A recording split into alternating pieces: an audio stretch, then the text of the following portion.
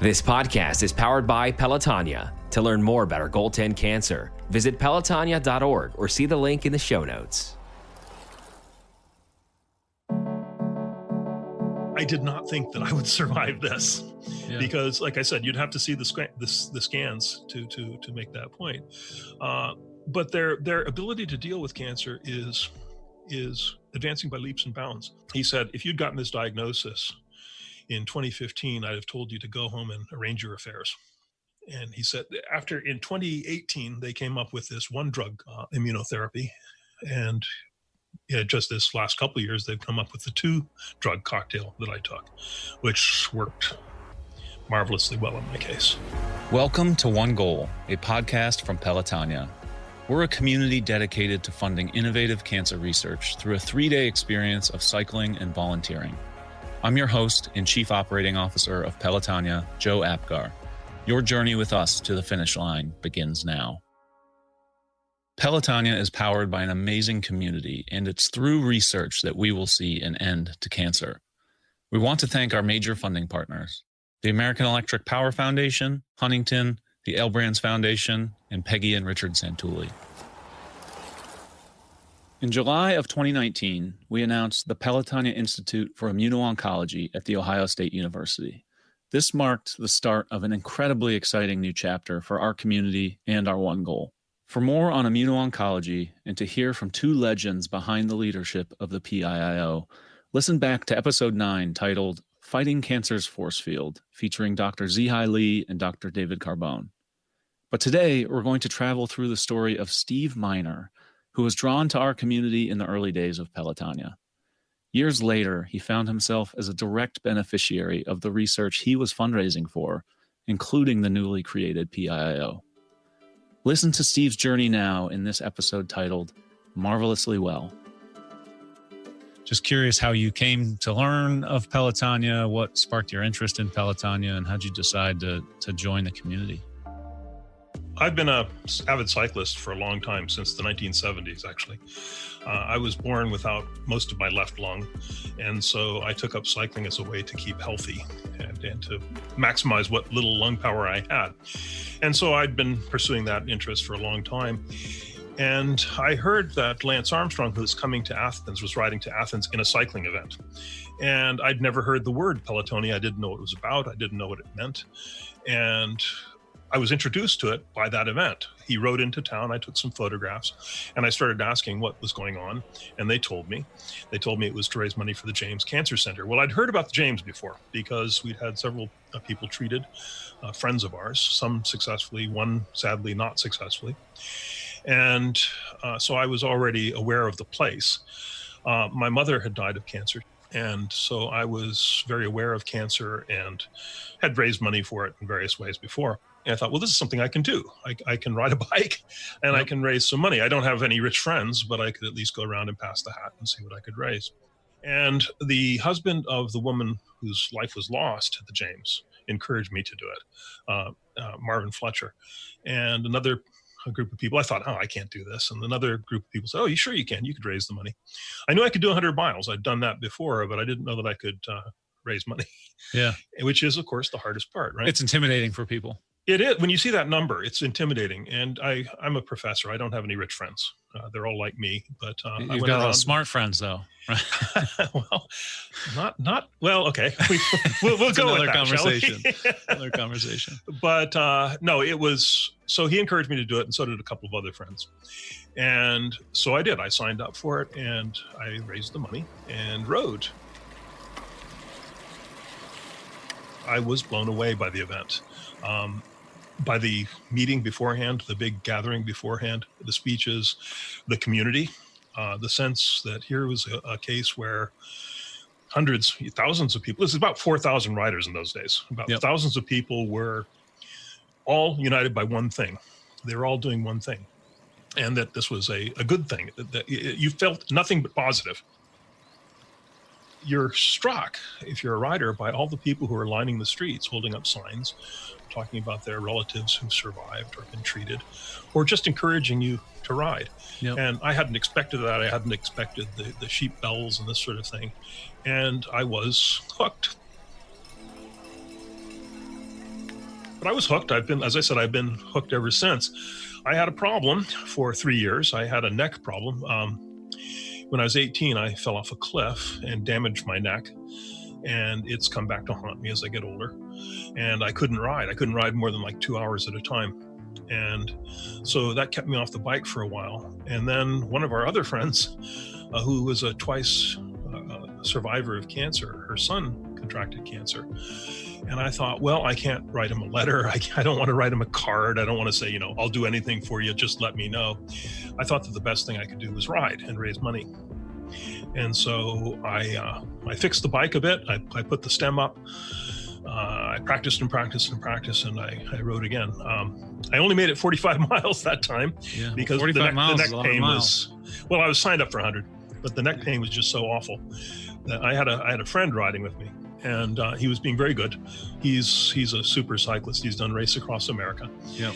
And he was riding in front of me and telling me when I should lift my head to look for turns and that sort of thing.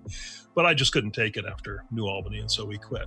But the last 2 years, I've done it. I've done it and completed the 100-mile. I know somewhere along your Pelotonia journey, you've started a team, actually. So can you sort of talk about how, the idea of starting a team and what that has meant to you has been all about? Right. Well, of course, as a team leader, I've gone to these meetings, which are about encouraging other teams and funding ideas. And I always feel like the orphan at the party because our team is a small one. It's small essentially mighty. Two or three riders, depends on the year, and 7 volunteers. The 7 volunteers are my wife's friends, and they have a group that they call the TLadies. It meets once a week, and they talk and that sort of thing. And so I thought, well, this is a good idea. Let's have a team TLadies, because 3 of those people have had cancer, 2 of them twice. Wow. And they're survivors.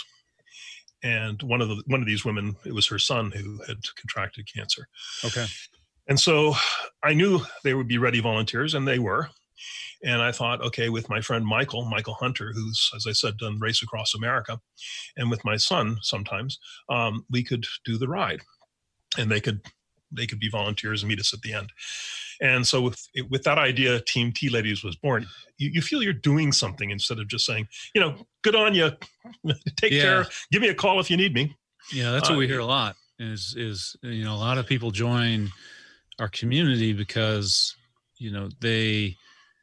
they don't know what to do to support someone they love, and they don't want to be passive, and they want to take some action. And, Pelotonia has become this way for people to take action and to do something sort of in support of someone going through, a horrible cancer diagnosis. And I think that's, to me, the essence of what makes the organization so fun and so great is, we are this outlet for people to take action against this horrible disease. I agree. You feel really small when it hits you or when it hits your friends. And this is a way of feeling at least you're in communion with a very large group of people. It really did. The second Pelotonia won me over for good because we went with a friend who, as I said, a twice-time survivor of breast cancer. And I said, I wish my mother could see this. And she said, well, she is. What has been, up until, last year in your participation, like what's been one of the best memories, like distinct memories you've had of Pelotonia? Other than surviving to the end, which is always a good one. No, I've had some that I can get very emotional about, but some of the signs. There was a woman handing out artificial violets. I still have the violet, and it's artificial, so it hasn't died. And I put it on my handlebars when I ride. And I still look for her when we pass that spot on the highway. I remember where she was. Yeah. I haven't seen her since. Yeah. But she was going up and say, remember my daughter. Yeah. Her 12-year-old. I'm certain you're not the only one with a violet, which is, I think, really, really cool. I'm certain that there's other people out there riding with that violet as well. think one of the fascinating things about your story is, here you've been participating for a decade, Right. and you've ridden by people holding these signs, a mother handing out the violet. You've ridden for friends, in honor of friends' children, and then all of a sudden that changes a little bit because you're sitting in the doctor's office at some point earlier this year, and you're hearing some news that changes your world. I was in very good shape after last year's ride, and I'd kept it up into September, October. And then I had a persistent cough that just wouldn't go away. And, I have a lung problem anyway. And so having coughs is not unusual for me. And they thought maybe it was pneumonia, maybe it was this or that. And it just wouldn't go away. And I started getting weaker and tired. And we live on a hill, and walking up the hill, which I do every day, suddenly became so difficult that I'd actually get sick to my stomach. Wow. So we went into the doctors, and they did an x-ray of my chest. It looked like I'd been hit by buckshot in my lungs. And I thought, well, that's not good news. No. And then they said, well, this is where it spread. In fact, the primary was the kidney, and it had spread to my lungs. And so I thought, well, this is it. It was stage 4 cancer. The odds aren't good of surviving it. And you looked at those x-rays, and they really weren't very good. It was an odd thing. It didn't strike me dumb the way it does with a lot of people. For one thing, I talk for a living. But for another thing, I kind of thought, well, yeah, Mom died at this age, and I'm not surprised. I kind of expected this to happen at some point in my life. And so I was, in a sense, mentally prepared for it. You can't entirely be, of course, but I was not bowled off my feet by it. Yep. It wasn't a happy day, but it was not the devastation that it might be if you really just never thought this kind of thing could happen to you. I knew where I wanted to be treated because I had this connection. One of the best James. places in the world, right up the road. Absolutely. And, my wife, not only had I raised money for it and ridden for Pelotonia all these years, not expecting to be a customer, but my wife and I had toured the facility when they opened it to team leaders. And so we had an idea of what it was and how big it was. It's like a little city. Yeah, it's amazing. So, it's not fun to get a cancer diagnosis. And I really didn't. I thought maybe they could prolong my life, and that would be about it. And who knows, maybe that will be the case, because you never know with cancer. But I started undergoing treatments in January. And by the end of May, the scans have shown that the cancer nodules are gone entirely from my lungs, which is remarkable. I mean, I asked the doctor when the x-rays came out, how many nodules did you see? And she said, multiple. Yeah. In other words, you couldn't count them. And they're gone. And the kidney tumor, the primary tumor, has shrunk by 85 to 90%. So, and that's in a matter of 4 or 5 months. In 4 or 5 months. Now, I've had other complications. The treatments gave me inflammation of the lungs, which has played havoc with my cycling. It makes it hard to breathe, and I already have reduced capacity. So there's that. But my God, it's that's a small price to pay for the success that I'm getting. People, to show you how new the James is, and to show you how effective and on top of their game these guys are. They said to me, one of the doctors, when I first came there, and of course they didn't know what I had. They had to sort of vector in on exactly what I had. And it's a wonderful system. I can talk about that in a minute too. But he said, if you'd gotten this diagnosis in 2015, I'd have told you to go home and arrange your affairs. Wow. And he said, in 2018, they came up with this one drug immunotherapy. And just this last couple of years, they've come up with the 2-drug cocktail that I took, which worked marvelously well in my case. So you described your initial scan of your lungs as looking like, maybe a shotgun shot of tumors and nodules. And, can you talk about what it was like getting, a scan along the way, maybe this spring, where it was very evident that things were clearing up, or that even, your lungs were completely absent of nodules. What was that feeling like? Like, bring us into the moment. It was marvelous. I mean, I don't know how to expand on the term marvelous, but it was marvelous. The problem was it hit at the same time.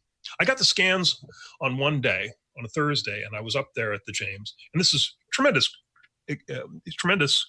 result, saying that the nodules aren't visible. They said we can't measure them because they're not visible, which is a rather nice way of putting it. But at the same time, I had to be admitted for 4 days into the hospital because of the inflammation in my lungs. So they stepped over the good news. And so I spent the next 4 days in the hospital.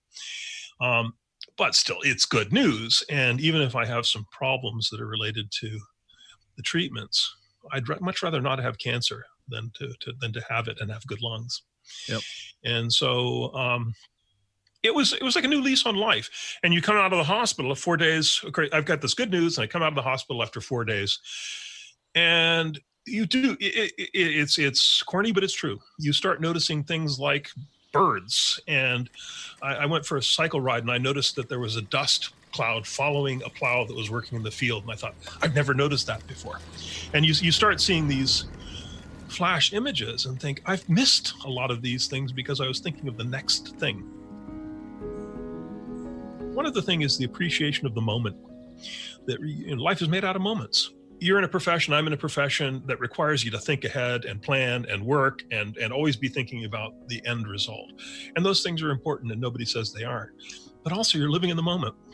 And there are so many wonderful things that are happening around you that you just don't notice because you're so focused on the next thing. And so I would say that's the biggest thing. The biggest effect for me is to appreciate the smell of trees, or I hate humidity, but that quiet that humidity brings on, the whir of a bike wheel, smell of the rain, like all smell those of the rain. Yeah. One of the wonderful things about being a cyclist is it's a feast for the senses, isn't it? You go out and you people think there are 4 seasons. There are about 20 micro seasons, and if you're out and in it, you notice these things. And if you're reminded that you're mortal, you notice them and appreciate them differently. Yeah. So it reminded me both that I was mortal and that I still had some time and should use it. So you've been a decades-long rider. Mm-hmm. You are, acutely familiar with the James as this institution, sort of throughout the country, from a cancer research standpoint. You've raised money for it, and you're approaching the hospital really from a standpoint of you're going to the James for cancer care. Right. And at some point that turned and sort of added on through, the Pelotonia Institute for Immuno-Oncology. I know. There's this thing we announced in July of 2019. My fundraising letters are all including that, I can tell you. The irony of this. It has played a role in a lot of ways, potentially saving your life. Yes. Yeah, it hit me. Not only was I helping the James, but I was helping the actual institute that was going to be treating me. And it's a lot of people have said this is good karma. I think it's whatever it is, it was good. So, as people are out asking for money, and right now, especially, it's a difficult time in our society to be asking for money in a lot of different ways. But, what would you say to our community of fundraisers, really motivating them and, letting them know how important fundraising is, how important continued funding and progress with things like the Institute for Immuno-Oncology are? Well, it's a big question. One of the ways I'd answer that is to say that the proper, at least to me, the proper conclusion to draw from the whole COVID mess is just how important it is to focus on health and the problems of health. That these things, we think we're in control, we're not, but we can do a great deal to control health problems. Cancer doesn't take a holiday. It didn't say, oh, well, COVID, we don't have to worry about this now. In fact, it's more necessary now than ever, I'd have thought, because there were a lot of people who delayed their diagnosis and even treatment because of COVID. So funding, There's a lot of comorbidity from COVID with people who are cancer patients. So getting an answer to some of these things is even more vital than it ever was before. On a personal level, I'd say it works. It works marvelously well. My own doctor said it was near miraculous. And the nurse practitioner said, these are quite remarkable scans. Well, that's nice. I like to be miraculous and everything, but it's also science, and Yep. It was paid for by people who raised the money for this, who did the work, who got an education, who had internships. This didn't happen because somebody waved a magic wand, and that's not what my doctor meant. But it happened because people like the people who donate money to this institution did it, went out and did the work. And for them, I owe my life to them. So this isn't a small thing for me. I realize not everybody has those kind of results, and I'm sorry that that's the case. But nobody had these kind of results 5 years ago, and I have now. And 5 years hence, I would assume that a lot more people will have it. So this is not something that is a small thing. And not only that, the life you save, and I'm a good illustration of this, might be your own. I wrote in this fundraising event years before I had any hint that I had cancer. And I didn't ride in it because I thought, someday I might get treated. I didn't expect this. This cancer hits you whether I ate all the right foods. I slept right. I exercised. I did all the things you're supposed to do to protect against getting cancer in the first place. So plan A failed and I got cancer. But having got it, there are now people who can treat it. And they can treat it because science does advance, and it only advances if we keep pushing. If you just become complacent or say, well, that's done, or you look at my experience and say, well, if everybody's getting good treatment, why do we need to worry? We need to worry because a lot of people don't have these good results. And if you continue to push, more and more people will. You are a professor of history, right. And I think one of the great things about history is how we take the time to learn from it and learn about it and sort of learn how moments in history pivot sort of the way in which we view the world and the world acts. And how has this pivoted the way you think about life and sort of what you want to do with your time and how you prioritize things? Well, it's a good question. That's a question I thought a lot about. One of the wonderful benefits of the COVID period is that we have a lot of time to sit and think. Right. I was on the verge of writing another book.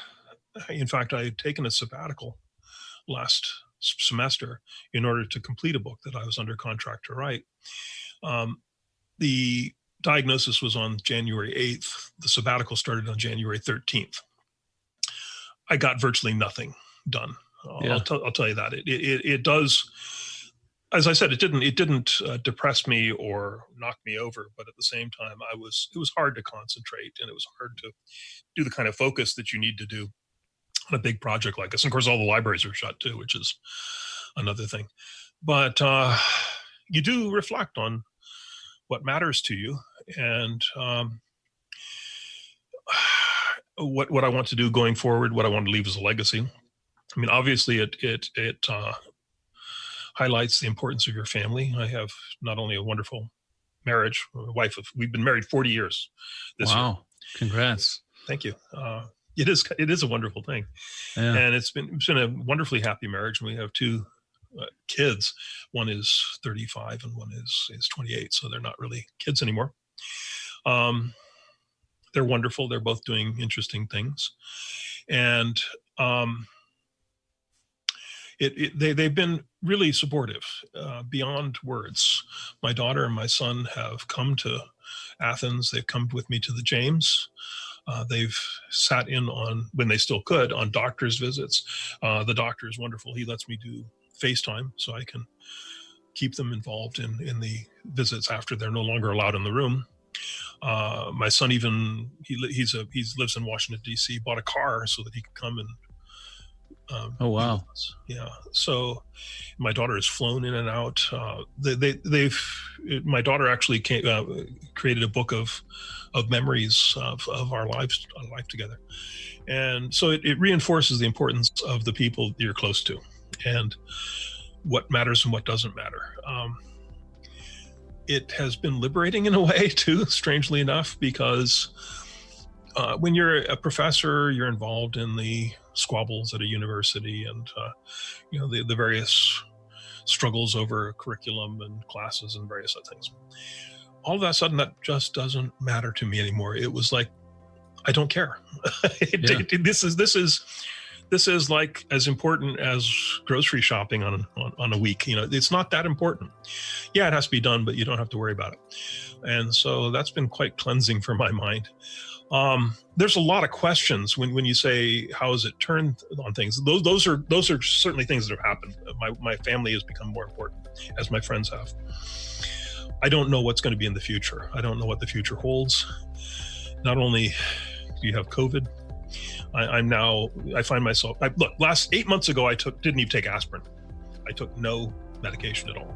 And now I'm being treated for cancer, and I'm in 4 separate risk areas for COVID. Yep. So there's that. And I just don't know what the future holds, nor does anybody else. My wife and I have talked about when I'm no longer able to cycle, which I hope is a long time in the future, we'll volunteer. Yeah. Be a part of it and raise money. When you decide to hang up the bike and volunteer or stand on the side of the road, you're going to be able to stand on the side of a road somewhere along the route and hold a sign that said, "Thank you for saving my life," which is pretty cool. I mean it. One of the most powerful aspects of Steve's story is the fact that he was a participant in Pelotonia and later became a patient who benefited from Pelotonia-funded research. With over 10,000 participants in 2020, our hope is to continue to benefit so many more community members.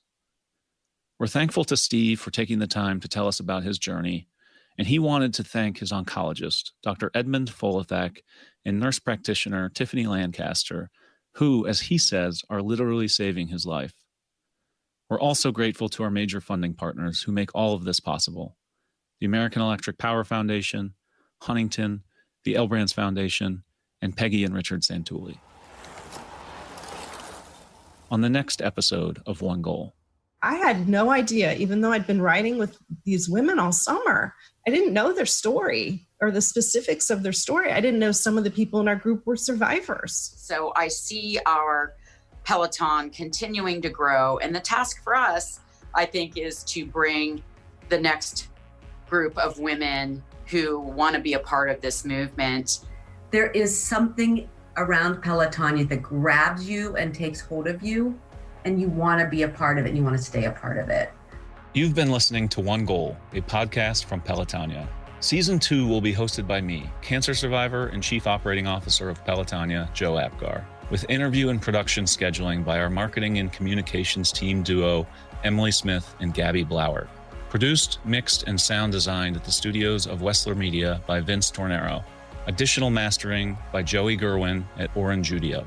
Special thank you to all of our guests for being so open and willing to share their stories. Please be sure to rate, review, and subscribe to this podcast, as that will help others hear these empowering journeys. If you're curious about joining the Pelotonia community and making an impact on cancer research, please see the link in the episode notes or visit pelotonia.org. That's pelotonia.org.